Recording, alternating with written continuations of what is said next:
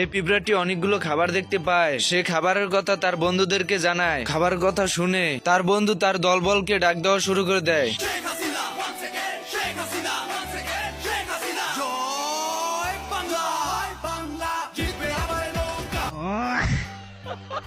এরপর পিঁপড়াগুলো তার দলবল নিয়ে হাঁসের কাছ থেকে খাবার চুরি করে নেওয়ার জন্য চলে আসে।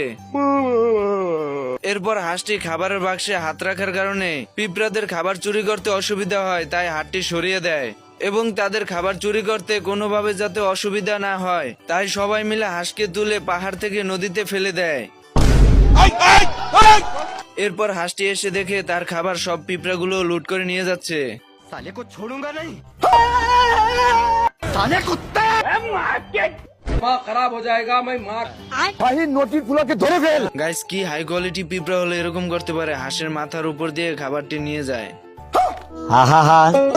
এরপর পিঁপড়াদেরকে গর্ত থেকে বের করার জন্য বোম নিয়ে আসে, যাতে বোম ফাটিয়ে তার খাবার উদ্ধার করতে পারে।